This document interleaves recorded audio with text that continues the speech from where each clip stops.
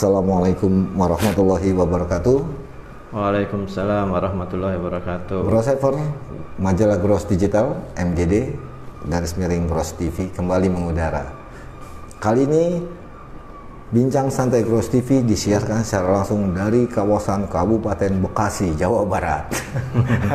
Dengan narasumber di depan kita ini salah satu tokoh di Jawa Barat. Coba. Kita bikin kuis dulu, tebak-tebakan siapakah dia? Karena pakai masker. Ya, ini ya aktif di pengurus Pengbel, Bang ya. Bahkan dia sebagai pengawas. Pengawas kan? Majelis Kehormatan. Majelis Kehormatan wilayah. Ya. Terus di IPAT? Enggak. Dewan pakar aja di sini. Dewan pakar. Dewan pakar. Kemudian aktif juga di akademisi beberapa kampus. Bahkan untuk wawancara beliau, mantap. Sebulan lebih kita tunggu jadwal yang kosong. Tadi lagi zooming nih, sebelah kanan ini, sebelah kiri ini, depan ini. Laptop 3 kepake semua. Ini Dr. Dodi kita manggil Bang Bro biasanya sih kalau Gross TV. Bang Bro Dodi AR Wijaya Atmaja SHSPN. Kita akan bicara tentang apa? Karena saat ini karena pandemi ya Bang. Ya. Jadi Gross TV mengangkat tentang organisasi. Jadi aku jujur saya ingin mengulas secara tuntas, mengulas secara lugas, mengupas secara tuntas organisasi dari kacamata akademisi.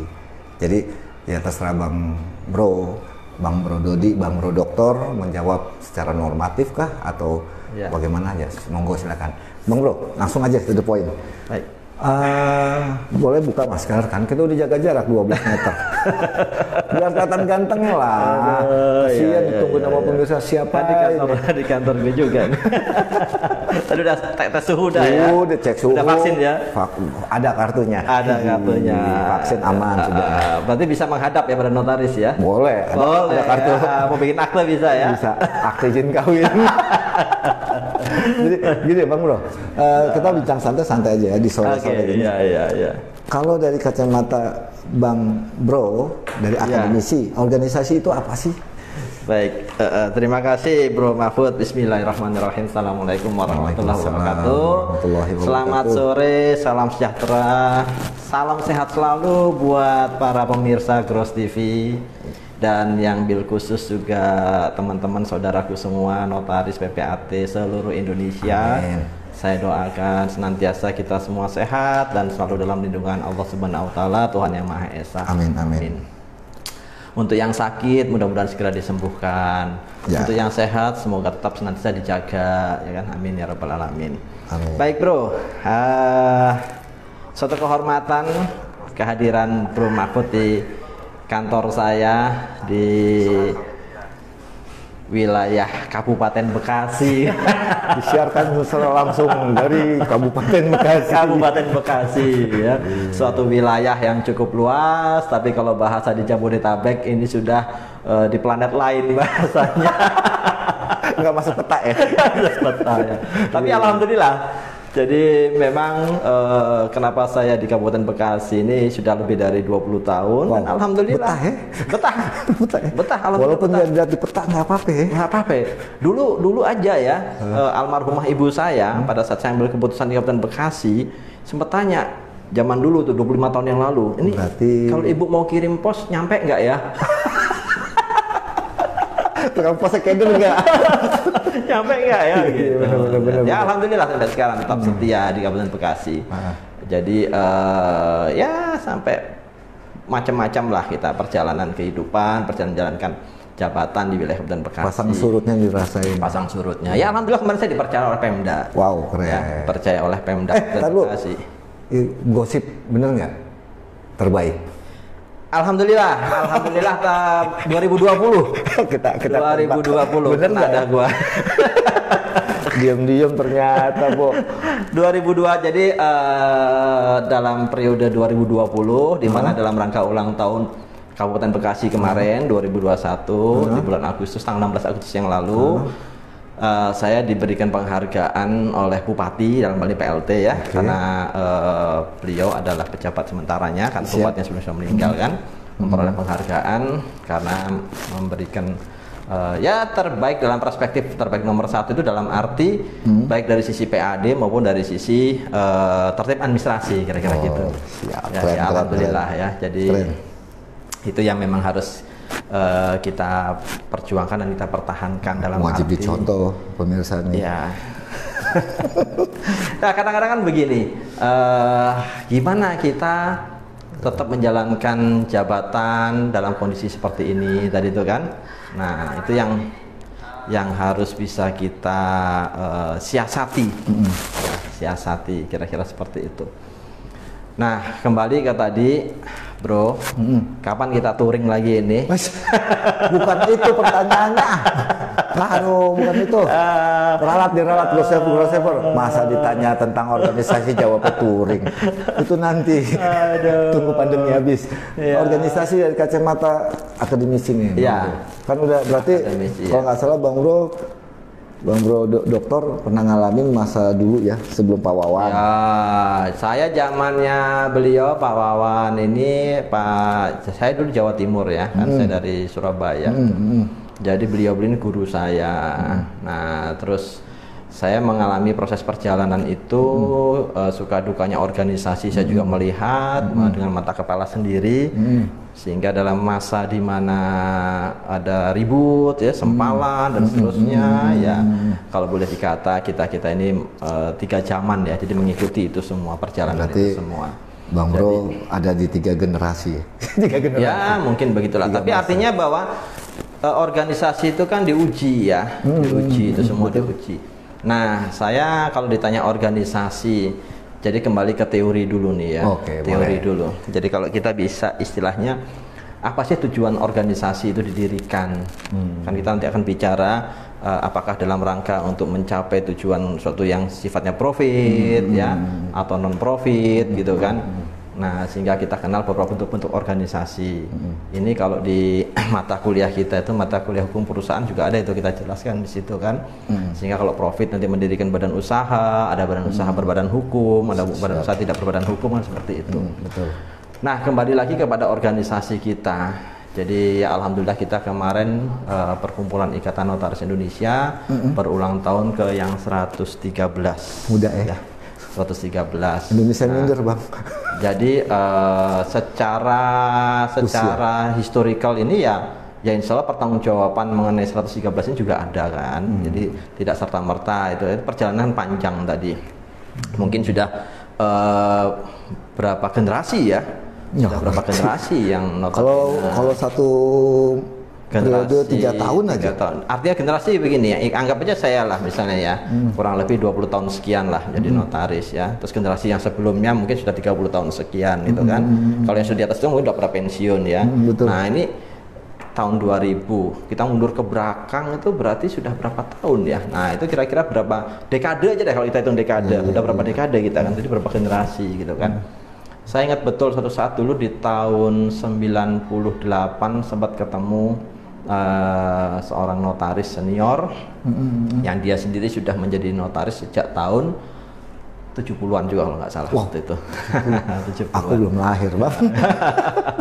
70. Nah, oke lah, kita nggak bicara ke kitanya ya, kita bicara tentang organisasinya. Iya. Nah, artinya bahwa 113 tahun itu suatu umur yang sudah cukup panjang, sudah mengalami suatu proses yang jatuh bangun juga. Betul. Bahkan kita dengar waktu itu sempat ada sampai sempalan yang ya itulah dengan berbagai macam nama organisasi itu, kemudian lahirnya suatu gugatan, kemudian sampai akhirnya keluar putusan Mahkamah Konstitusi. Betul. Ya kan, pasal 66 ya, bukan pasal 66 terkait dengan perkumpulan satu-satunya organisasi gitu yang ya. Pasal satunya satunya. Jadi artinya bahwa kembali lagi sering saya sampaikan dulu pernah filosofi dari putusan Mahkamah Konstitusi itu bahwa notaris itu atau Perkumpulan Ikatan Notaris Indonesia ya yang menjadi wadah kita saat ini. Jadi jabatan notaris itu bukan semata-mata profesi ya. Ada 2 perspektif nanti kita lihat. Ya, profesi dan jabatan itu kan. Ada 2 pendapat betul. Nah, ada profesi dan jabatan.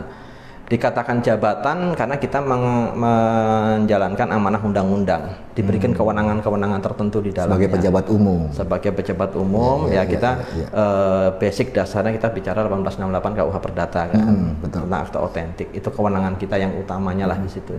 Dengan berbagai macam nanti penjabarannya di lex spesialis kita, ya, Undang-Undang 2 2014 bagi perubahan Undang 30 2004 kan, kesatuan di situ. Nah, yang dulunya kita mengenal Statblad, ya, betul Statblad. Ya. Nah, di situ panjang proses ini kan. Nah, kembali lagi organisasi tadi sekali lagi. Apa sih organisasi itu? Bahwa akhirnya kita akan mencoba melihat dari kacamata satu, kacamata sisi lain. Kita bicara tentang profesi. Kita melihat dari sisi jabatan, kita melihat dari sisi profesi. Banyak doktrin-doktrin yang mengatakan tentang profesi itu apa, ya, tentang profesi itu apa. Banyak sekali pendapat dan doktrin yang diungkapkan oleh para ilmuwan kita tentang suatu profesi. Nah, profesi itu bisa dikatakan unsur-unsur yang ada di dalamnya itu suatu keahlian yang memang tidak dimiliki semua orang. Ya, suatu keahlian tertentu yang dapat dia berikan, dapat dia jalankan, itu yang bukan merupakan sifatnya umum, jadi spesialisasi khusus gitu. Berarti harus melalui tahapan proses. Jadi bahwa seseorang itu dianggap ahli itu ada suatu proses, pendidikannya, pelatihannya, bahkan secara normatifnya nanti ada sertifikasinya, seperti itu kan. Nah, profesi ini kesamaan profesi, ya, kesamaan profesi. Ini kita bicara dari sisi teori dulu ya. Mereka akan berkumpul dalam suatu wadah. Pasti dong. Nah, berkumpul dalam suatu wadah. Kayak pencinta motor kan? Iya. Yang suka motor nggak mungkin gabung sama orang golep. Betul, betul. Itu hobi ya, itu hobi ya. Nah, kita bisa bicara profesi. Jadi profesi itu dia memiliki keahlian tertentu dan kemudian dia mendapatkan penghargaan atau suatu nilai secara ekonomi atas kemampuan dia yang lebih dari yang orang lain tadi. Artinya bahwa seseorang itu memberikan kepercayaan permasalahan dia dapat terselesaikan, terpecahkan, terlaksanakan melalui profesi tertentu, itu ya, kayak kita ke dokter ya, kita skillnya dia. Kita ke dokter gigi biasa sama ke dokter gigi ortodontis ahlinya dentis, ahli gigi yang tertulis ahli gigi itu beda-beda kan. Nah, ada nanti di spesialisasi itu juga macam-macam ternyata mereka itu. Jadi dokter yang ahli ya sederhananya gini, pasang apa namanya kawat gigi itu butuh keahlian khusus subspesialis itu namanya kalau nggak salah. Nggak sembarangan. Nggak sembarangan. Dan dokter gigi yang secara umum harusnya nggak boleh itu contohnya. Tapi ahli gigi pun pasang. Tahu kan berpendidikan. Apakah ini suatu profesi? Nah, itu nanti yang menarik itu di situ ya. Keahlian-keahlian tadi teruji. Nah, kembali lagi tadi bahwa dia akan berkumpul dalam suatu kesamaan profesi, membentuk suatu badan. Ini kita bicara organisasi ya. Dengan tujuan apa? Otomatis untuk menjadi kepentingan bersama kan. Menjadi kepentingan bersama, bahwa di situ tujuan utama pada kesejahteraan. Berarti tujuan utama kepada kesejahteraan. Kalau tadi ada kepentingan bersama, berarti harus ada misi yang sama, visi yang sama. Oh iya, pasti justru itu tertuang nanti di anggaran dasar, anggaran rumah tangga. Lanjut, siap. Ya? Siap. Nah, makanya kenapa sekarang kalau dalam satu organisasi profesi atau apapun dia perubahan anggaran dasar, anggaran rumah tangga harus berdasarkan kongres anggotanya misalnya gitu ya. Kesepakatan anggota. Karena kan menyangkut masalah kepentingan bersama. Pasti kita bersama di situ. Itu contohnya ya. Jadi sehingga tadi bahwa dia punya keahlian, dia dibayar secara khusus atas keahliannya itu. Dan dia bukan profesi itu ya, bukan dibayar dalam arti untuk kepentingan semata-mata satu sisi. Dia harus objektif. Ya, jadi dia bukan pesanan tertentu, tidak. Dia bicara ini keahliannya harus begini gitu loh. Ya A ya A. A ya A gitu, B ya B. Baik secara teori ilmunya, baik secara tujuannya ya. Itu hanya itu, tidak boleh dia kotak-katikan belok ke sana. Jadi pesanan itu tidak boleh. Berarti nggak ada A plus. Nggak boleh. Min gitu. Nggak boleh. Harusnya ada satu sisi itu. Ya, situ ya ke situ. Situ ya. Nah, dengan tujuan ya tentunya kita mengikuti kemampuan dan keahlian yang kita miliki tadi. Ya. Nah, seseorang bangun rumah, dia memiliki keahlian, kan pecah-pecah nanti. Ada arsiteknya, ahli di bidang desainnya, ada sipilnya, ahli di bidang hitung-hitungan masalah bahan bakunya. ada yang bisa menghitung RAB-nya, rencana anggaran. Ada yang bagian ngolahnya. Nah, ada skill-skill teknis yang dia ahli ngolah semennya, tukang. Arsitek belum tentu bisa. Belum tentu bisa. Jago bikin gambar belum tentu bisa ngaduk semen. Iya, contohnya. Sehingga itu macam-macam tadi. Sehingga kemudian ahli-ahli ini mereka memberi spesifikasi khusus, mereka berkumpul dalam suatu wadah bersama dan mereka atur wadah itu ibarat kata kendaraan pada akhirnya ya. Jadilah kontraktor ya. Jadi kita itu untuk mencapai tujuan ke sana itu adalah kesejahteraan yang utamanya ya. Itu kita memiliki kendaraan bersama, ya kan? Artinya di dalam mobil itu kita punya visi dan misi yang sama tadi.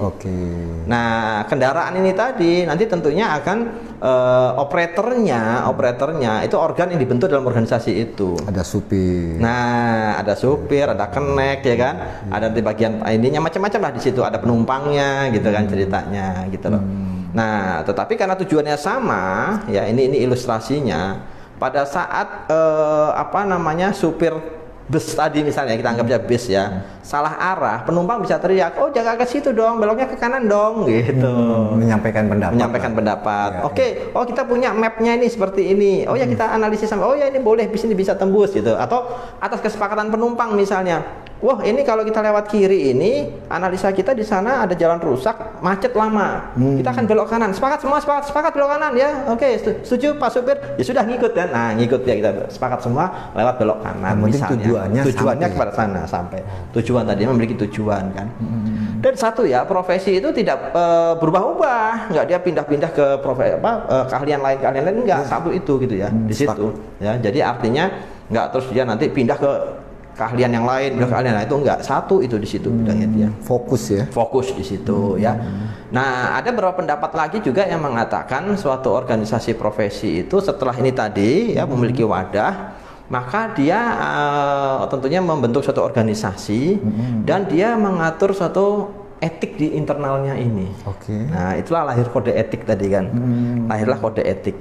Nah, kode etik ini tentunya nanti ada yang namanya pengawasan dan pelaksanaan dan pengawasannya gitu kan. Nah, betul. Disitulah nanti lahirlah namanya Dewan Kode Etik, Dewan Kehormatan dan sebagainya. Tujuannya bersama. Ya, artinya apa? Kalau dalam suatu organisasi ini sudah tidak sama visi dan misinya, ya sudah jangan menjadi anggota di situ. Ini karena kesepakatan bersama, gitu kan. Betul. Jadi kode etik itu adalah kesepakatan kita bersama di dalam wadah organisasi itu. Tapi kan itu berlaku bukan tanpa terkecuali dong. Tuh, untuk kesepakatan tadi tentunya mengikat kita semua yang ada di situ. Mau siapapun itu artinya di organisasi itu ya. Betul. Siapapun. Mau dia selama dia adalah anggota. Tadi kan ilustrasinya supir. Ya. Mau dia supir, dia mau kenek, semua harus terikat. Yang kita sama di satu wadah itu. Dalam satu wadah itu terikat tadi kode etik tadi.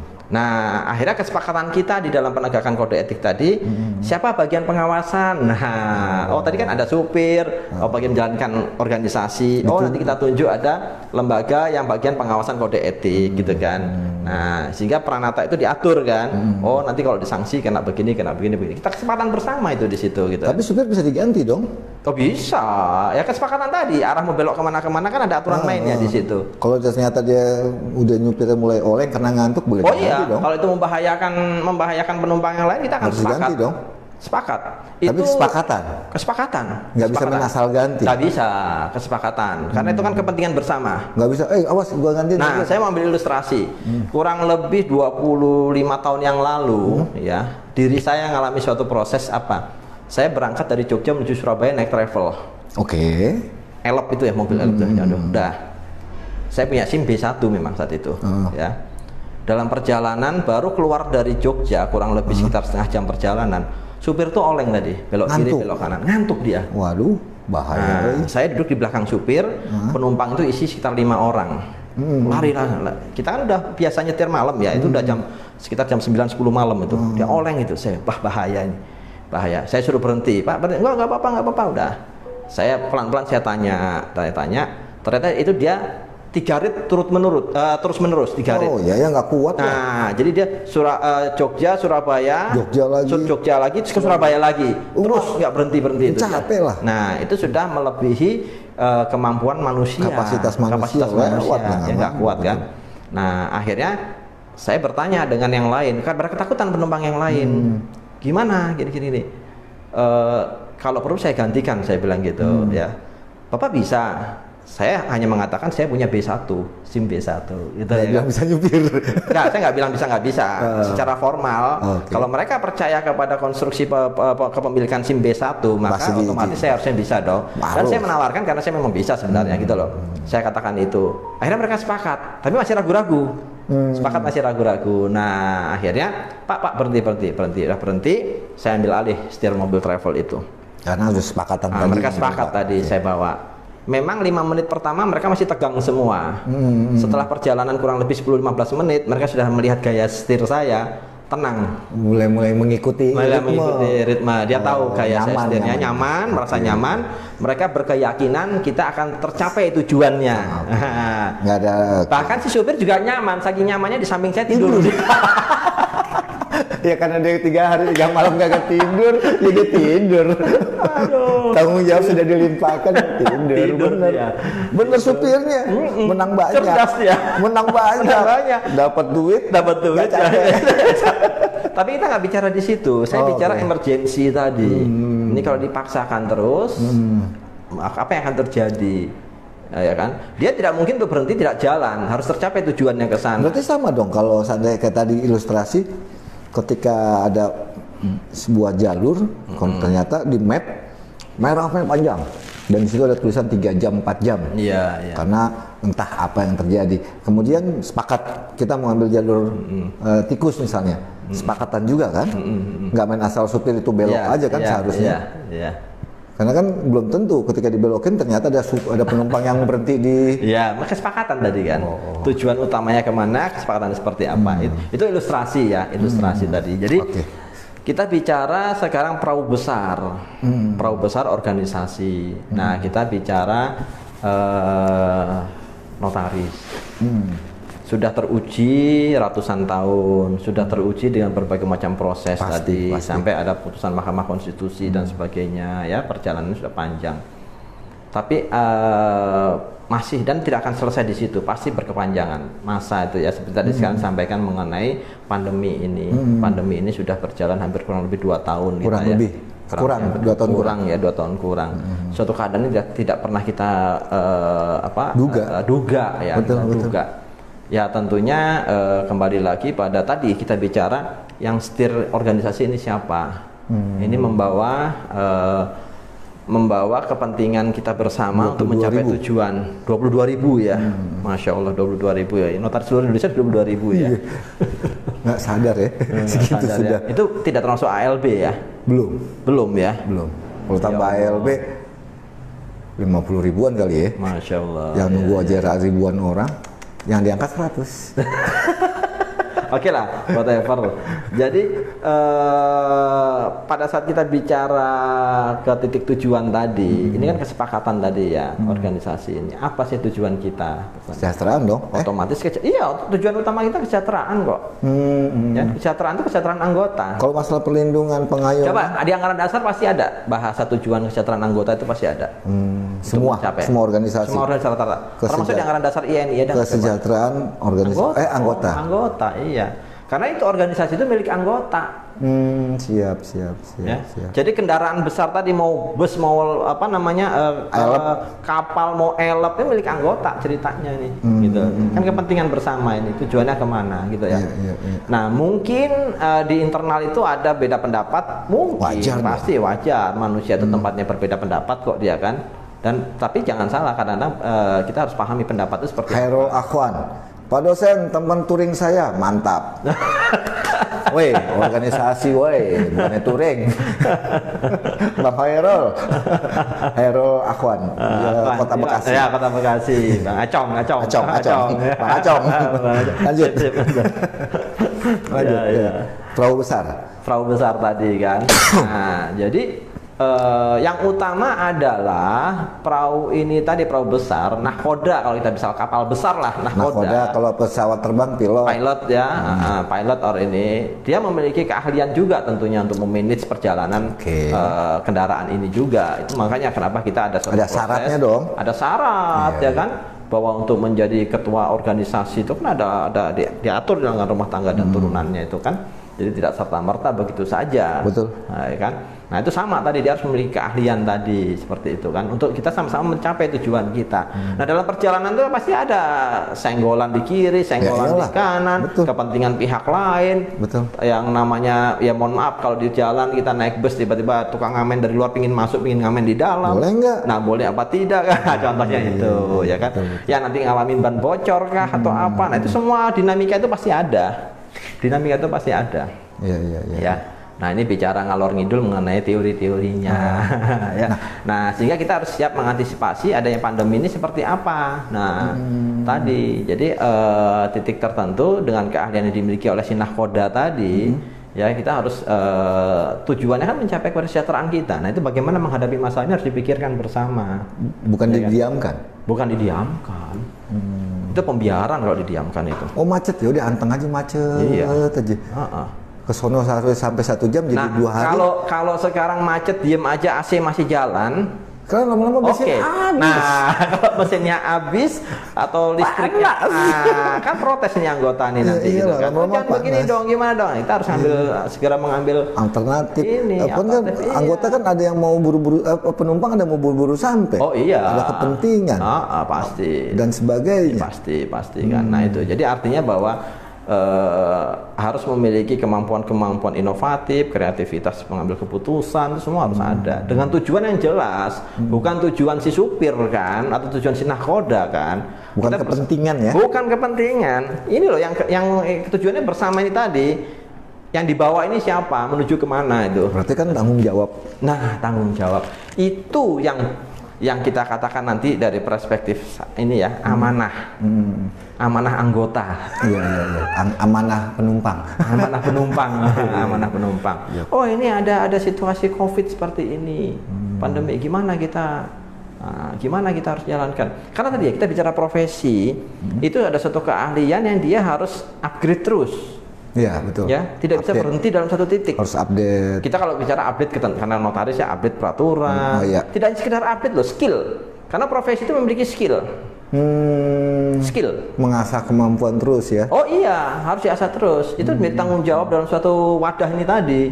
Skill tadi. Makanya kita kalau lihat struktur organisasi, nanti kita kenal dengan pembinaan anggota, pendidikan dan pelatihan misalnya seperti itu ya. Itu dalam rangka ini.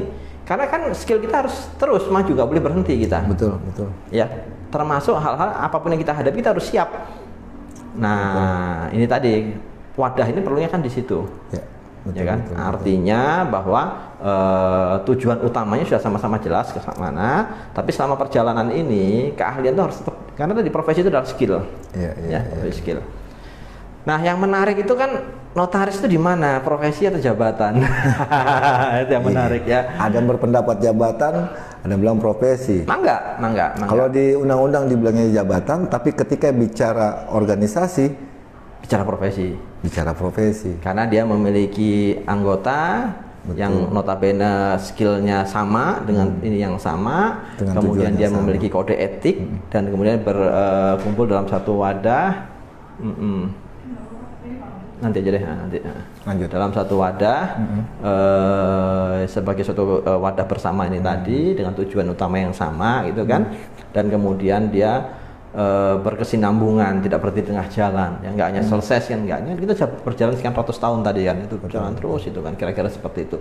Jabatan karena kita jelas konstruksinya, normanya sudah ngatur, kita punya kewenangan apa di dalamnya. Tetapi dalam pelaksanaan kewenangan tadi ada yang sifatnya merefer ke profesi. Contohnya apa? Pasal 15 ayat 2 huruf D atau E, penyuluhan hukum. Nah, maka kita akan lari ke profesi hukum itu nanti. Iya. Ya kan? Skill di hukum. Skill kan?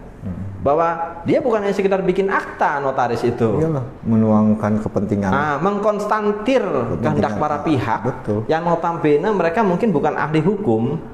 Kita dianggap sebagai ahli hukum, menuangkan di dalam suatu kesepakatan perjanjian. Tidak merugikan si A, tidak merugikan si B. Betul. Mengkonstantir tadi kan. Saya berkehendak demikian kata si A. Si B, oh ya saya sepakat, saya benar demikian. Itu kita tuangkan dalam bentuk. Nah, itu keahlian itu. Jangan sampai ketika dituangkan si B dirugikan. Oh iya, atau pasti.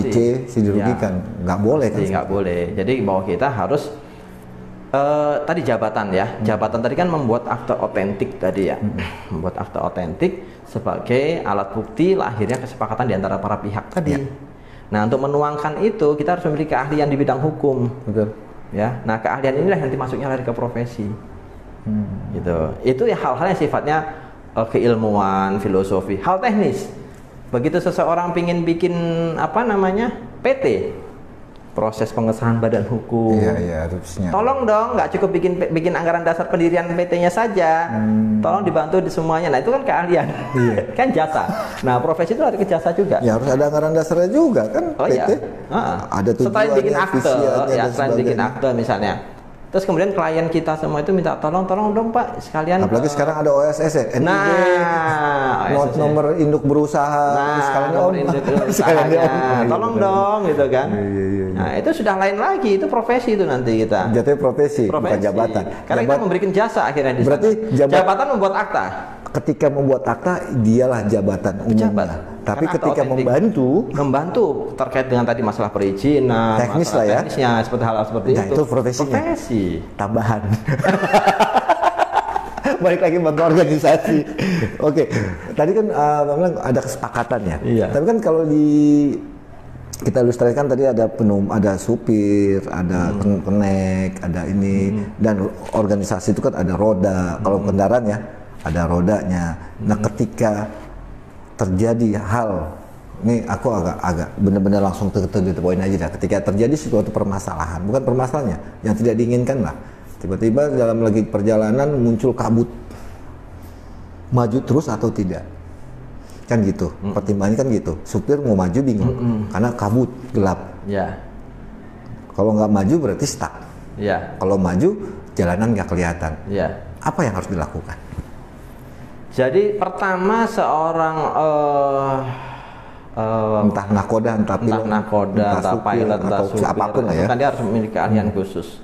Walaupun mungkin belum tentu ahli segalanya, belum tentu ya, karena mungkin di antara penumpang itu ada yang lebih ahli. Tadi saya ilustrasi tadi kan, si supir tidak akan pernah menduga bahwa saya ternyata memiliki B1 dan saya bisa bawa elf gitu kan ceritanya nih. Saya penumpang biasa tadi, tapi ternyata saya bisa pesat emergency saya turun tangan kan. Ya, sama ini kira-kira begitu ya. Bukan berarti bahwa si nakoda dan atau supir ini tadi lebih tahu dari semuanya atau mungkin bisa menghadapi masalah itu sendirian, belum tentu. Makanya kenapa saya paling takut naik pesawat. Karena kita pesawat tidak pernah tahu apa yang terjadi di depan itu seperti apa ya kan. Nah itu kita kan nggak ada SIM-nya susah. Pasrah total duduk di dalam itu contohnya ya. Iya. Nah kembali lagi tadi bahwa ada satu ilustrasi lagi. Saya pernah suatu saat naik bus sewa ya, bus sewaan dari suatu ini. Nah kemudian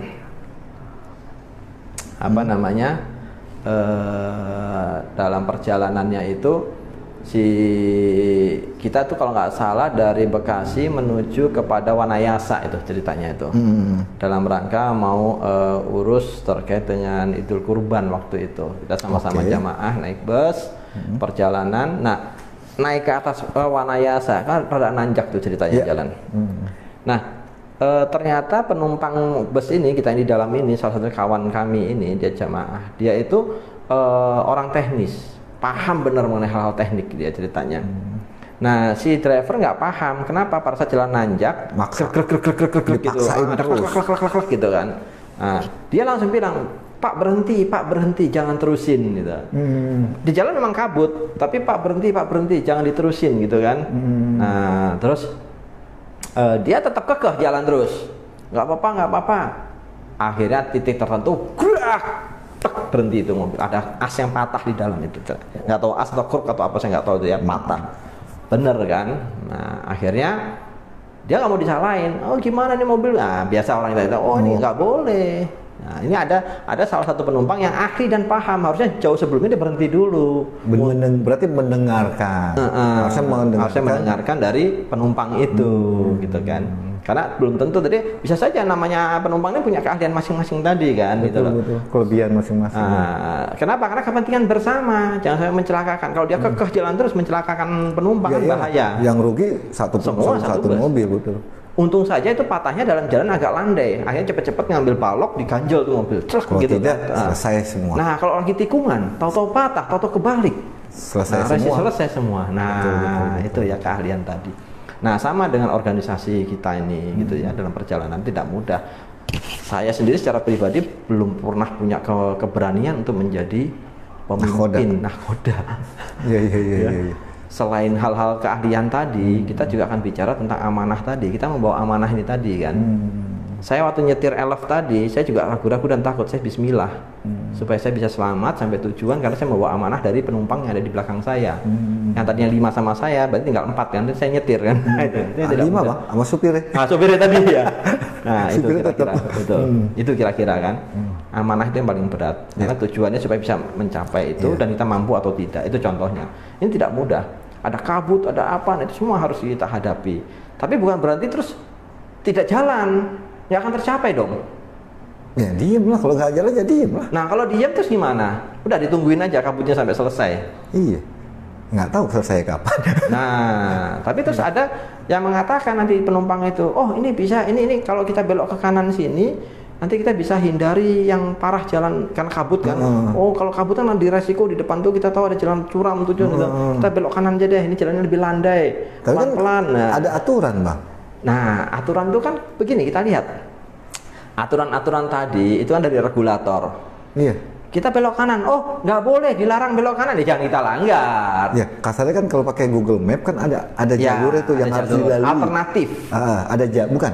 Maksudnya gini, kalau pakai Google Map kan kita menuju titik A, dari titik A ke titik B. Itu kan jalurnya sudah ditentukan oleh Google Map. Iya. Apakah kita boleh langgar? Bukan boleh langgar ya, kita mencari alternatif tadi kan. Kalau memang terjadi sesuatu. Kalau terjadi sesuatu, selama itu tidak melanggar aturan yang lain, kira-kira begitu.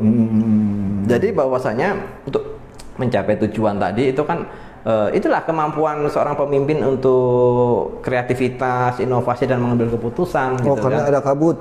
Tapi di sini ada jalan, tapi melawan arah itu nggak boleh. Nggak boleh, membahayakan semua pihak contohnya kan. Tapi kalau mengambil jalur, karena sini banyak kabut, ada alternatif, jalan lain yang relatif lebih. Dan itu masukan itu belum tentu dari kita, dari orang lain bisa. Penumpang lain bilang, oh saya pernah tahu jalan ini misalnya, bisa lewat situ gitu kan. Kalau anak touring tahu itu paling asik jalur dari Subang, Wanayasa, Purwakarta. Iya. Lewat sini aja. Tapi kalau mereka yang mungkin nggak touring, hanya main naik mobil lewat jalan tol Cipularang selesai sampai Bandung, udah nggak paham. Tapi betapa indahnya perjalanan ini ternyata kan. Atas gunung, atas turun gitu kan. Nah, betul. itu contohnya seperti itu. Balik lagi ke aturan tadi kan, kalau bicara aturan kan berarti kalau kita pakai map ya menuju titik, ini kan kesepakatan di awal. Oke, titik ini jalurnya ini kan dibatasi tuh. Iya. Warna biru, warna merah kan semua ada di situ. Sampai satu titik. Walaupun di kiri kanannya ada belokan kiri kanan, itu kan diabaikan, dalam artian bisa lewat situ. Mungkin entah jauh entah apa, karena ada aturan. Nah, kalau bicara organisasi kan berarti ada aturan juga, ada anggaran dasar, ada anggaran rumah tangga. Nah, bagaimana dengan menghadapi sebuah kondisi? Contoh kalau di mobil itu ada kabut, nanti kan harus keluar dari jalur, keluar dari aturan yang semestinya, untuk menghindari kabut ini. Yang penting kan tetap berjalan, bukan berarti tadi kan ada kabut, klik berhenti, minggir, ngopi, rokok, tidur. Sampai kapan? Ya nggak tahu, sampai kabut selesai, kan gitu. Ya kan, padahal sebelah depannya ada jalur-jalur yang bisa dipergunakan untuk melewati kabut tersebut. Pertanyaannya, kalau di organisasi bisa nggak untuk melakukan hal-hal seperti itu? Bisa, kenapa tidak? Bisa. Walaupun belum diatur di dalam anggaran dasar rumah tangga. Kesepakatan dengan penumpang. Ada hal-hal tertentu yang merupakan kesepakatan. Jadi gini, garis besar sudah diatur ya. Dalam satu organisasi itu kan tujuannya jelas tadi ya. Ya, ada map lah.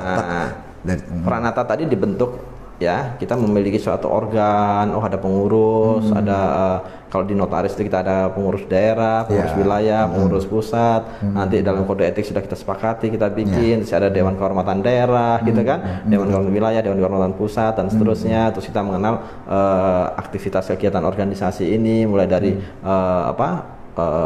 konverda, konverwil, sampai kongres. Kita mengenal nanti rapat pengurus yang diperluas, kita mengenal prakongres, itu kan peralatan yang dibentuk kita, kesepakatan kita bersama kan. Aturan mainnya gimana, anggaran dasar dengan rumah tangga dituangkan di situ. Betul. Kemudian nanti pengurus menerjemahkan dalam bentuk peraturan-peraturan pengurus yang terkait dengan pelaksanaan ini tadi, gitu kan, teknisnya seperti apa. Ada kesepakatan yang diatur di situ, ya kan, harus seperti apa. Sehingga ada yang sifatnya merupakan keputusan di dalam kongres, ada yang sifatnya pelaksanaan dari keputusan itu. Nah, kodanya ada, ya kan. Nah, tetapi pada saat kita bersama-sama menghadapi kabut tadi, bagaimana langkah mensiasatinya ini? Kesepakatan bersama lagi. Walaupun belum diatur ya. Walaupun belum diatur. Tapi karena ada kondisi force major, boleh mengambil sebuah tindakan. Iya, bisa. Karena begini, tindakan pengurus itu akan tervalidasi atas kesepakatan anggota. Kalau mayoritas anggota tidak setuju, ya jangan dipaksa. Oke. Tapi kalau anggota ada yang mengusulkan dan kemudian dipertimbangkan baik dan disetujui oleh quorum, silahkan jalan, ambil alternatif, tidak berhenti, karena kita punya tujuan ke sana. Gitu loh. Kita punya tujuan, itu contohnya. Contoh Bekasi Cirebon 3 jam. Iya. Kalau berhenti bisa jadi 10 jam, bisa 3, bisa 2 hari, bisa 3 hari. Kepentingan bersama loh ya.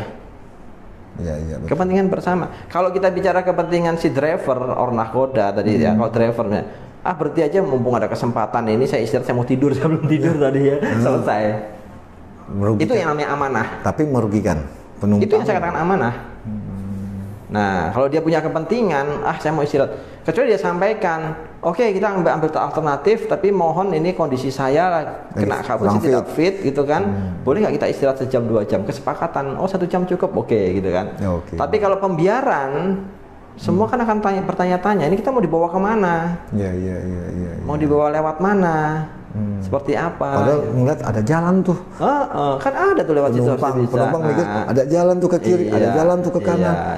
Berdasarkan tadi pengalaman. Iya. Bisa ke kanan, nanti tembusnya ke sini, ujung-ujungnya ketemu di jalur yang sama lagi kan gitu. Iya. Nah tadi artinya apa sih filosofi suatu organisasi itu kita dirikan? Kita bukan pendiri misalnya ini sekarang ya, kan udah 113 tahun yang lalu. Iya, nggak tahu pendirinya siapa. Pendirinya siapa gitu dulu. Saya juga nggak tahu bang. Yang saya ingat itu tahun 58 ada perkumpulan yang dapat SK Menkumhamnya dulu ya. Nah, sebelumnya seperti apa juga coba dicari. Kalau 58 itu 100 bang. Ya? 58 itu 100-an. 100-an ya. Iya. Nah itu contohnya. 50. Kalau 1950 sekarang 2020. 2021 50, 80 tahun sudah. 80 tahun ya. 80 tahun ya? Iyalah. Indonesia 75. Baru Indonesia 45. Sekarang baru 76 tahun. Iya. Berarti kan emang udah umur. Ya itulah. Jadi artinya bahwa balik lagi. Bahwa perjalanan tadi.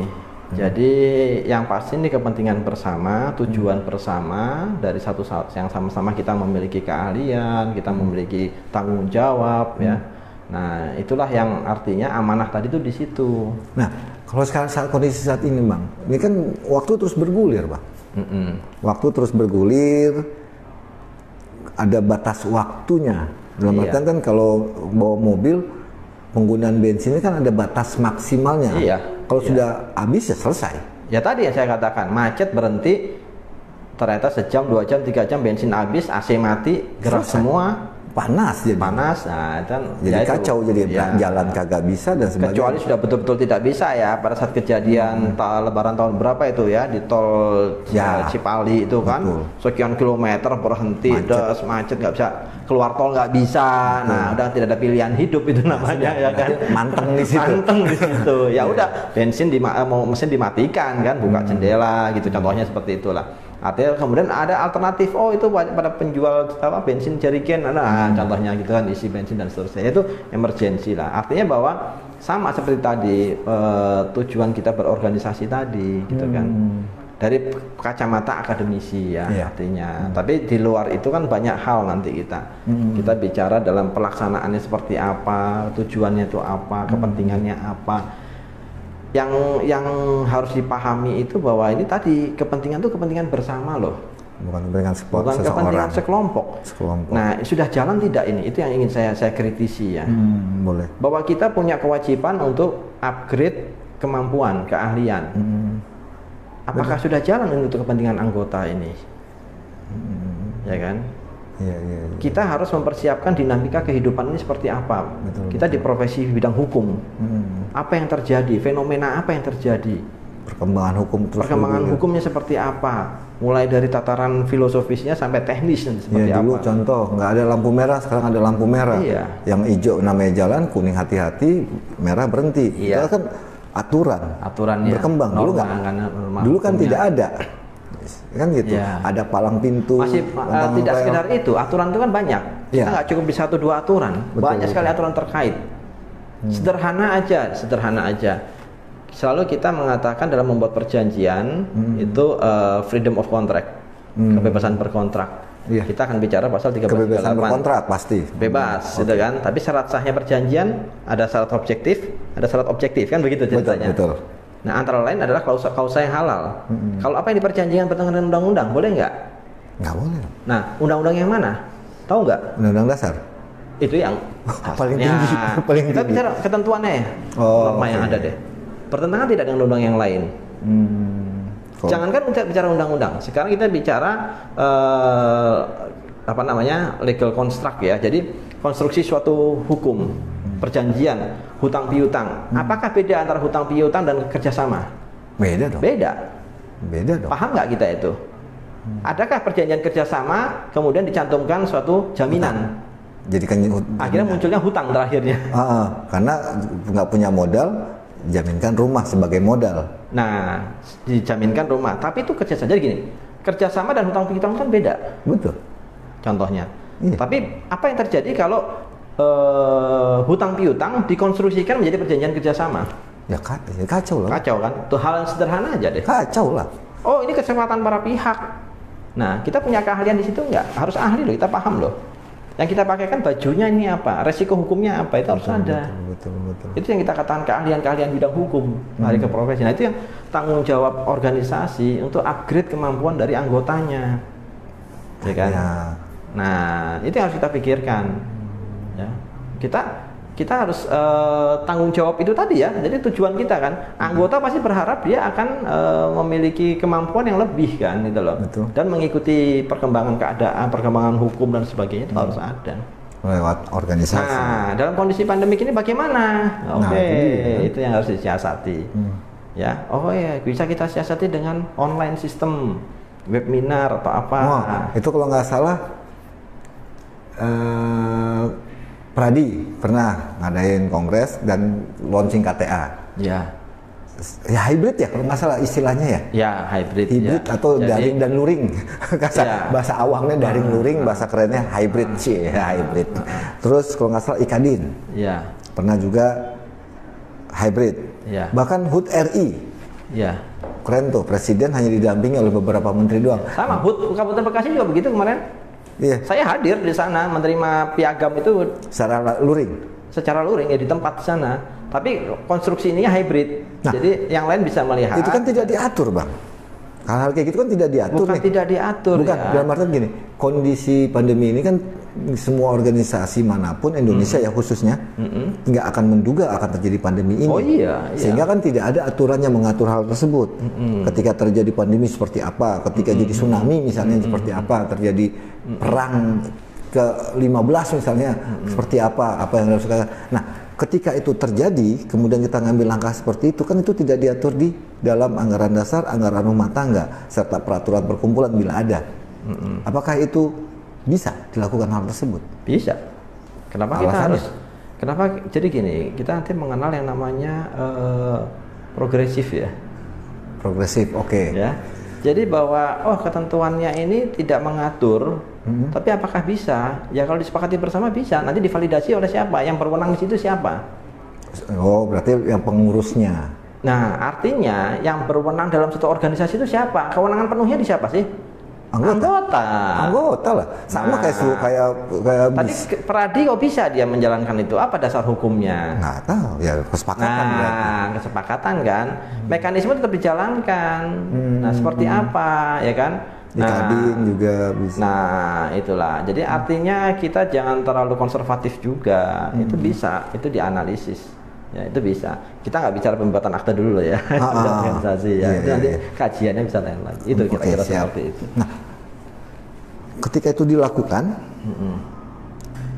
kalau itu tadi, kalau kayak tadi istilahnya mobil ada kabut, tanpa bertanya ke penumpang berhenti, stuck jadinya ya. Jadi, nah kalau ngeliat kacamata ini kan waktu terus berjalan. Terlambat tidak untuk melakukan sebuah bukan terobosan ya, melakukan hal tersebut? Tidak ada kata terlambat, harus semua itu segera diambil sikap ya. Sepanjang demi kepentingan bersama, kenapa tidak? Ya silahkan istilahnya disosialisasikan ke seluruh anggota. Ya. Anggota loh ya, bukan kepada orang-orang tertentu, dan atau pengurus tertentu, bukan. Anggota disosialisasikan itu. Nah, ini adalah masalah kita bersama, bukan masalah pengurus pusat, pengurus wilayah, pengurus daerah, kan bukan. Betul. Ini masalah kita bersama. So way out-nya seperti apa? Ya kan? Pandemi, oke, kemarin notaris itu termasuk yang esensial atau bukan? yang dikecualikan atau bukan? Dalam perjalanan seperti apa gitu kan? Bahkan dalam praktek pelaksanaannya ada yang mengatakan dengan cara seperti ini, ada usulan begini begitu, ya kan? Ya silakan masukan-masukan itu ditampung, dikaji, dianalisis, kita lihat. Kalau memang itu sudah sifatnya prinsip kebersamaan tadi, ya silakan diflorkan secara bersama.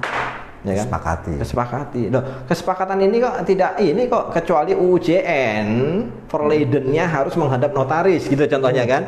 Nah, kalau tanda tangan basah. Harus tanda tangan basah, ya kan? Verleiden itu tadi ya. Berarti harus dirubah dulu dong. Undang-undang ITE, nah berarti undang-undangnya dirubah, ya kan? Nah, kalau kita bicara tentang quorum, apakah dimungkinkan? Nah, nggak mungkin. Dari dulu nggak pernah quorum. Tadi 22.000. Iya, nggak mungkin pernah quorum. Selama ini yang hadir 2.000. 2.500, 4.000 paling ngetop. Iya. Oh, itu 4.000 pada ya. IPAT. Oh, IPAT. Nah, kita kan cari INI. Ya, oke ya. Sama lah ya. Karena kan ya istilahnya kan kalau istilah notaris PPAT itu kan ada 2 baju. Iya. 4.000 ngetop dah. Ya, top ya, dalam sejarah itu ya. 4.000 lebih. Kalau INI 2.500, 3.000. Ya. Pertanyaan gini, Bang. Bisa nggak ketika kondisi pandemi ini dijadikan sebuah alasan untuk tidak melakukan sebuah tindakan dalam menjalankan roda organisasi? Nggak boleh. Kenapa? Yang dirugikan siapa? Anggota lah. Nah, ada kerugian nggak di situ? Kan yang dirugikan siapa? Ada kerugian nggak? Ada kerugian kan? Ketidakpastian segala sesuatunya untuk mencapai tujuan tadi. Betul. Iya dong, amanah loh. Ya amanah loh, kan semua berharap, jangan PHP juga nanti. Semua anggota ini kan berharap kepada suatu hal tujuan bersama untuk mencapai kepentingan bersama, bukan kepentingan sekelompok tertentu, bukan kepentingan perorangan, ya, kepentingan bersama. Itu bisa nggak amanah itu dipegang? Ya kalau dulu kan istilahnya kondisi normal ya, kalau kondisi normal menjelang prakongres sebulan 2 bulan udah rame anggota. Oh si A, si B, si C dicalonin. Terus ya, sebulan menjelang prakongres dipanggil rame. Oh si A, si B, si C. Nah pasti prakongresnya ini yang seru. Nah kalau dengan kondisi seperti ini kan contoh lah kayak RP3YD. Aku langsung to the point aja. Kayak RP3YD itu kan direncanakan 2020 yang lalu. Terjadi pandemi, berat mundur. Dan direncanakan lagi setelah mundur sekali direncanakan Agustus 2021. Ternyata tetap ada PPKM dan sebagainya. Nah, kalau seandainya nih Bang, ini baru asumsi ya, bukan asumsi. Aku minta pendapat Bang Dokter Dodi. Kalau agenda itu kan sudah diatur di Kongres, amanat Kongres, pelaksanaan prakongres kapan, di mana, siapa pelaksananya, Kongres berikut dan seterusnya. Bisa nggak kegiatan itu dijadikan satu? Bisa aja, kenapa tidak? Tentu kesepakatan tadi. Bisa aja, kenapa tidak? Artinya untuk hal-hal tertentu kan kita melihat tadi ya, cara berpikir kita coba progresif deh. Bisa atau tidak? Nanti kesepakatan dari anggota. Divalidasi dengan kesepakatan anggota. Ada 2 hal di sini saya lihat ya, yang nggak pernah ketemu. Berapa persen dari anggota yang 22.000 tadi yang peduli mengenai organisasi? Nah itu dia. Betul. Ketemu nggak ini? Artinya begini, selama ini pun Kongres tadi 2.000 3.000 lah. Dari total jumlah berapa? Anggap aja waktu itu masih 20.000 lah. 18.000 dah. 18.000 deh. Berapa persen ini? 0, enggak sampai. Enggak dong, lebih 5% enggak sampai. Enggak sampai 5%. Mempresentasikan kepentingan bersama tidak? Tidak. Jangankan begitu, kongresnya sudah berkali-kali ikut. Iya. Pada saat pasti yang namanya ini, oke sudah skor lah. Kita kan mengenal sini ada komisi-komisi gitu ya. Iya, iya. Siapa yang aktif di komisi-komisi itu? Kita bicara tentang kode etik, kita bicara tentang anggaran dasar. Siapa yang peduli? Orang itu aja kan. Betul. Berapa persen dari keseluruhan? Yang peduli berapa orang? Hanya itu saja. Nah, karena apa? Kongres, yuk kita setelah ini foto-foto kemana, bermain kemana, berarti gembira. Maksud Bang Bro Dodi, anggota harus aktif juga. Oh iya dong, harus ngasih dong. saran. Oh iya, saran ya, kritik boleh, tapi kritik solusi. membangun dan solusi, kritik membangun. Kalau nyinyir itu lain cerita, tidak mencerminkan kita ada kalau nyinyir kan itu dong. berarti nggak suka, like and dislike. Tapi kalau mengkritisi kemudian memberikan solusi, ya itu kita bicara kepentingan bersama. Banyak orang pinter kok sekarang. Kemarin dalam podcast saya di Inovasi, fenomena notaris yang ambil S3 doktor. Oh bagus saya bilang. Harus. Iya, fenomena dokter betul. Banyak yang ambil dokter sekarang. Harus. Bukan saya bilang harus. Udah kayak jamur Bang dokter sekarang. Harus saya bilang, harus. Karena cakrawala kita terbuka dan itu titik start pertama. Nggak tahu Guros kapan nih dokternya. Jangan. Ya. Jangan. Dan sehingga cara wawasan berpikir kita kan menjadi terbuka. Cakrawalanya terbuka, kepentingan kita bersama menuju kepada yang lebih baik dari yang sudah ada sekarang ini. Nggak mungkin semua berhenti kan. Betul. Nah ini perjalanan panjang. Bagaimana nanti ke belakang kita bicara generasi-generasi kita berikutnya nanti. Tapi bisa nggak kondisi saat ini pengurus mengambil sebuah, bukan keputusan ya, mengambil sebuah sikap untuk, karena kan nggak, roda organisasi kan kondisi apapun harus berjalan, ya kan, waktu kan terus bergulir. Ketika nanti ada batas waktunya kan selesai ya selesai. Iya. Contoh kayak Kabupaten Bekasi kan PLH. Iya. Jadinya PLT ya kalau nggak salah. PLT ya. PLT karena sudah selesai masa jabatannya kan gitu. Selesai maka menjadi PLT. Kan gitu. Kalau ini terus bergulir sampai batas waktunya, kalau kita tarik benang merah ke belakang, bukan benang merah ya, mundur 3 tahun ke belakang kan itu April Mei 2019. Maju ke depan 3 tahun kan berarti 2022. April Mei. Ya. Itu diturunin lagi ke belakang 6 bulan. Berarti kan bulan September Oktober harusnya sudah prakongres. Ya. Sudah prakongres dalam artian menentukan siapa nakoda ya, calon bakal calon dengan persyaratan bla bla bla bla yang untuk dipilih nanti di 2022 Mei April. Nah saat ini kan masih adem, anggota kan banyak yang bertanya. Mana yang bertanya mana? Bertanya mengenai ini. Siapa? Anggota, tapi nggak ada yang berani bersuara. Nah itu mana? Ya sampaikan salurannya dengan benar. Siapa? Ke Pengda, ke Pengwil, ke pusat. Organisasi harus jalan. Ya. Ya kan? Betul. Harus aktif berarti. Oh iya. Nah disitulah kita akan menguji kesepakatan. Kesepakatan tadi itu artinya begini. Sama-sama kita sudah masuk menjadi suatu anggota di organisasi, kita kan punya tujuan bersama. Tapi kalau dia tidak mau berpikir tentang itu ya buat apa gitu loh. Pokoknya nyinyir aja. Nyinyir, nggak ngasih solusi, diem aja. Tapi kepentingannya terusik, teriak-teriak. Betul. Enggak dong, ini kan kepentingan kita bersama. Wah Pak Dodi ya, ideal omongannya. Ya, itu kan secara normatif. Nah, enggak, artinya tujuannya lah, tujuan kita sekarang gini Pak, sih? Kalau kondisi saat ini, apakah berharap anggota dulu yang memberikan masukan atau sebuah tindakan atau sebuah sikap dari pengurus dulu? Bisa dua-duanya. Seandainya bottom up tidak muncul, ya boleh dari atas mengusulkan ke bawah untuk bottom down berarti. Top down ya.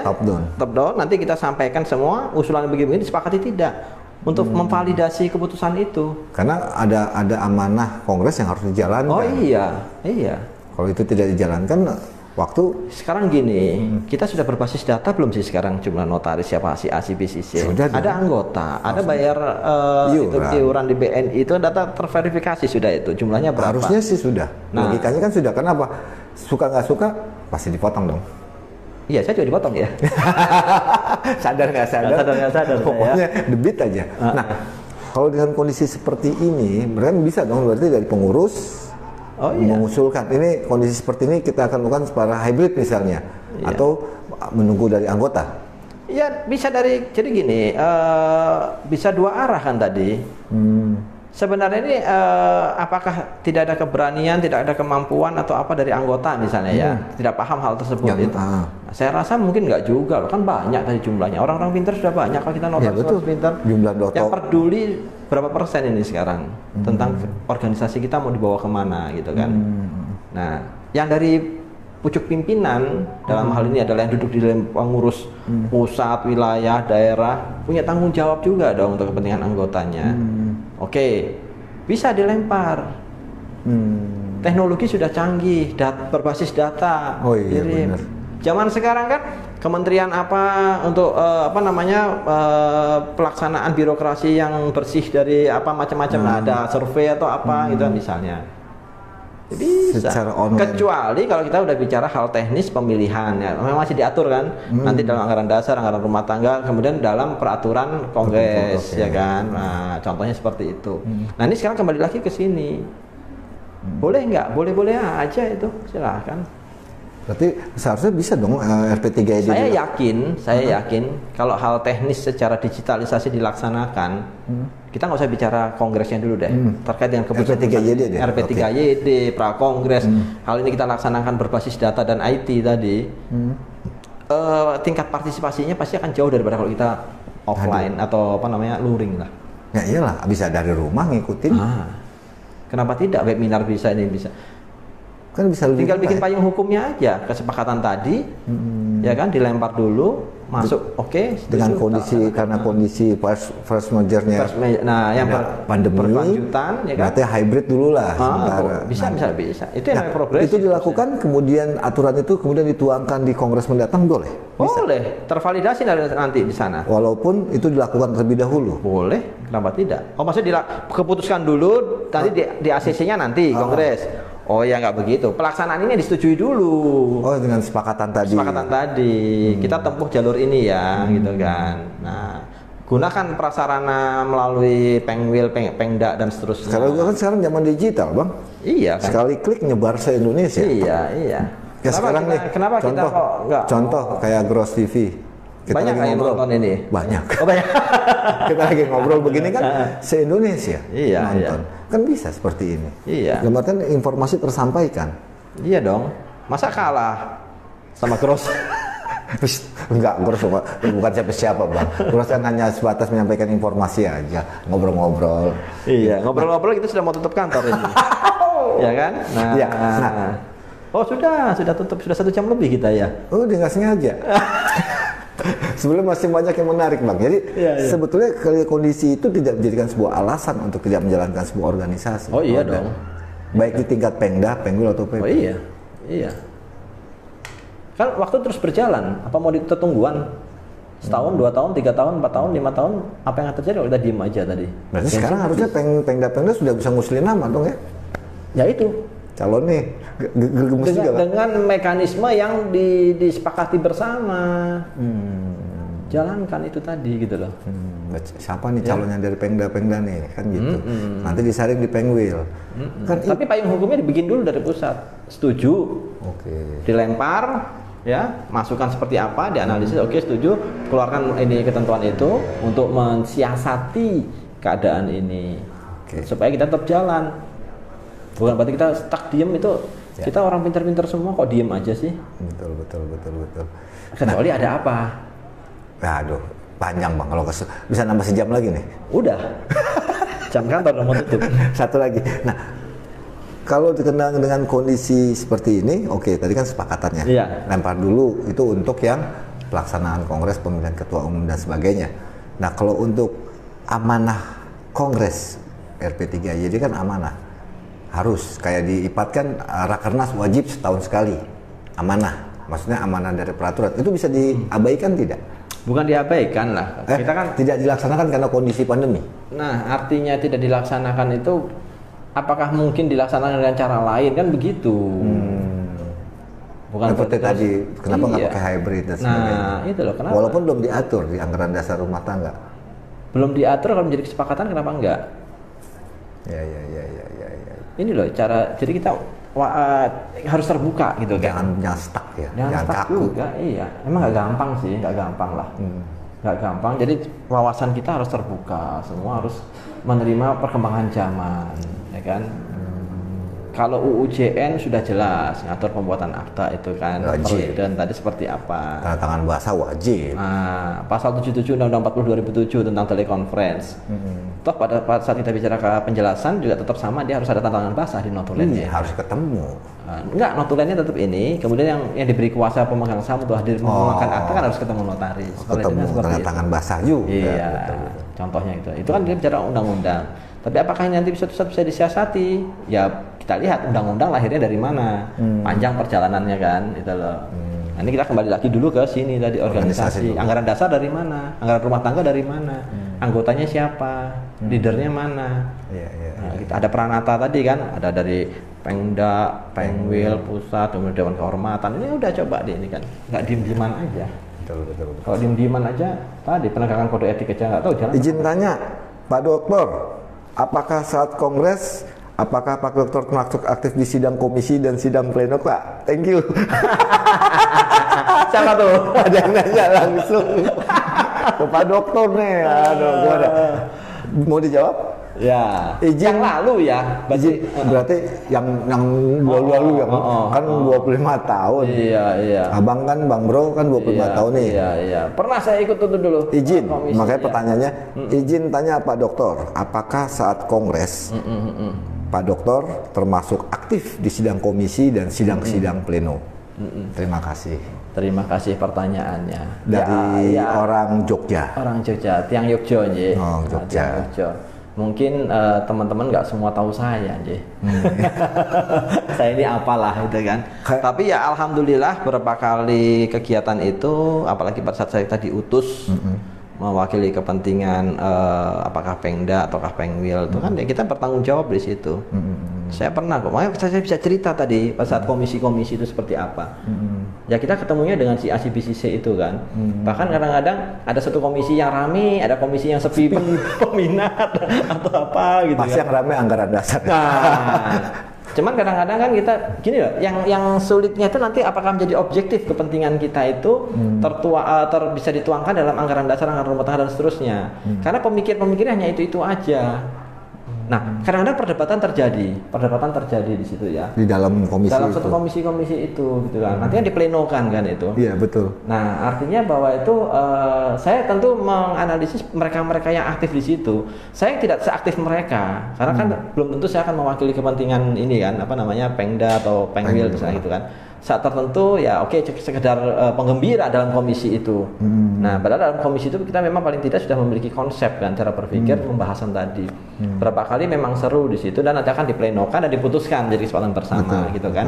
Nah, mereka-mereka yang aktif di komisi saya salut. Mereka yang punya pemikiran tentang kepentingan kita, organisasi kita. Gitu kan. Nah, ini yang memang relatif persentasenya kecil, otomatis apa sudah tercapai tujuan umumnya gitu ya. Nah, kalau saya ikut aktif ya tadi, apalah saya, karena kalau di komisi-komisi itu mungkin saya sepatah dua patah kata yang bisa kita sampaikan, ya kan. Nah, tapi kadang ya sudah setelah itu pleno kan. Kalau menurut Bang Bro Dokter, ada sebuah perwakilan tidak sih dalam sebuah komisi itu dari se-Indonesia kan itu buat kepentingan anggota se-Indonesia kan hasilnya ya, bukan buat si kepedulian anggota tadi. Berapa persen yang peduli memikirkan kepentingan organisasi, kepentingan anggaran dasar? Kadang-kadang nih mohon maaf, bukan kepentingan jalan-jalan. Enggak, oke lah jalan-jalan, tapi gini, kadang-kadang butuh suatu idealisme. Kita aja nih, saya di level daerah nih contohnya, di level daerah pada saat mau konverda, adakah yang berpikir tentang rancangan peraturan tata tertib konverda? Contohnya kan, akhirnya dari panitia atau pengurus sebelumnya sudah harus menyiapkan untuk disepakati. Coba kalau saya bicara setuju, saya sepakat itu kan. Yang mengkritisi itu gimana? Kecil persentasenya. Gitu. Itu rancangan tata tatib. Nah, konverda misalnya. Ini kita yang lebih besar lagi nanti anggaran dasar, anggaran rumah tangga. Konverda juga sama ya? Sama. Nah, yang betul-betul seorang organisatoris itu berapa persen? Itu yang memiliki idealisme memikirkan organisasi. Apa yang harus dilakukan? Terakhir, pertanyaan terakhir, yang dilakukan oleh organisasi agar anggota care terhadap organisasi. Ini satu-satunya rumah kita. Pasal Kalau kita yang mikirin, kalau kita nggak mikirin siapa lagi? Ujian pasal 1. Ya. Itu ujian pasal 1. Iya. Satu-satunya wadah. Ini satu-satunya rumah kita. Artinya apa? Kita mau berkeliling kemana-mana, pulang ke rumah kan? Betul. Walaupun berantem sama siapa, sama kita saudara. Kita berlindung dari hujan, dari panas kemana? Ya di rumah kan? Betul. Ayo kita pikirkan rumah ini. Jangan cuek-cuekan aja. Oh bocor, diemin aja deh. Tapi gak ada yang betulin. Nah, sok bentar ini dah. Saya mau mager aja. Enggak dong, sama-sama dong. Kalau yang bicara untuk ngurusin untuk kepentingan, ya akhirnya sekelompok kepentingan tadi. Iya. Padahal ini milik bersama. Sama pada saat yang menjalankan nakhoda tadi, jangan untuk kepentingannya sendiri, jangan untuk kepentingan kelompoknya. Ayo kepentingan bersama. Yang harus dipikirkan itu. Itu yang harus disusun. Ayo notaris banyak yang ambil doktor. Ayo nanti coba kita bicarakan ke arah ke depan kita gimana. Pemikirannya seperti apa, secara objektif bagaimana. Jangan nyinyir, berikan usulan dan masukan. Ayo kita analisis. Udah berjalan belum seperti itu? Kayaknya belum deh. Kayaknya sih. Tapi wallahualam kadang-kadang nggak tahu apa yang. Oh ini anggota banyak masalah, banyak apa, seperti apa, solusinya bagaimana? Ayo kita bicarakan ke depan. Banyak sekali PR yang masih banyak. Ya, jadi ya doa saya untuk semua rekan-rekan, semua ya kita, jadi kepentingan kita bersama. Kalau kita refer dari pendahulu kita ini kan, beliau-beliau dulu punya idealisme tentang organisasi. Sampai lahirnya Undang-Undang Jabatan Notaris 30 2004, perjuangannya seperti apa, betul. Ya kan? 113 tahun. Kemudian akte perubahan juga. Bahkan ya kita positive thinking sih, kita positive thinking, semua itu demi kemajuan bersama. Betul. Tapi ya yang beratnya pada saat kubu si A nanti yang menang, udah grupnya kubu si A semua. Harusnya jangan dong. Jangan. Harus dirangkul lah semua itu juga. Kalau sudah selesai harus selesai ya. Iya. Sama lagi, itu tadi satu rumah. Satu rumah kita. Iya. Kan nggak enak kalau kita di dalam rumah ribut sendiri, di luar kita masih banyak masalah. Makan satu meja diem-dieman. Pas mau ngambil daging rebutan. Karbo ketemu karbo, tak pedang. Oke, Grossever. Ya. Sebetulnya masih banyak yang kita mau diskusikan dengan Bang Doktor. Apalagi Bang Doktor ini manusia, bukan manusia ya? Bukan manusia apa lo dong? Manusia sih. Maksudnya kalau ngeliat dari perjalanan dari Bang Doktor Dodi ini merasakan 3 generasi. Generasi Pawawan, generasi sebelum Pawawan, terus sampai sekarang generasi milenial, doktor milenial berarti. Oke, Grossever, sebelum masih banyak yang ingin kita diskusikan, insya Allah akan kita lanjutkan Bang ya. Mohon izin nama Pak Dokter nih. Ini nanggung nih, jujur aja karena ada waktu sudah mau maghrib, gua kantor juga sudah tutup, tinggal Bros TV sama yang punya kantor, pada pulang. Jadi Grossever, kita akhiri dulu sampai di sini. Insya Allah akan kita sambung. Insya Allah. Lebih mendalam lagi, lebih detail lagi, termasuk juga tadi kita bicara mengenai akte. Boleh. Kan gitu. Ya. Tanda tangan basah, digital, kan gitu. Barcode barcode ya? Barcode ya. Bisa nggak pakai barcode untuk akte? Ya. Sudah diatur nggak dalam? Oke, di ITE diatur, tapi di ujian kan seperti apa? Dan bagaimana? Tadi kan Bang Dokter juga bilang undang-undang ini tidak boleh bertentangan dengan undang-undang lain sehingga menimbulkan sebuah permasalahan. Berarti kan harus mensinergikan undang-undang UJN dengan undang-undang lain seperti apa bentuknya. Itu nanti kita akan kupas lagi, akan kita diskusikan lagi dengan Pak Dokter. Sampai jumpa Grossever di liputan dan wawancara bincang-bincang santai Gros TV selanjutnya. Wassalamualaikum warahmatullahi wabarakatuh. Waalaikumsalam warahmatullahi wabarakatuh.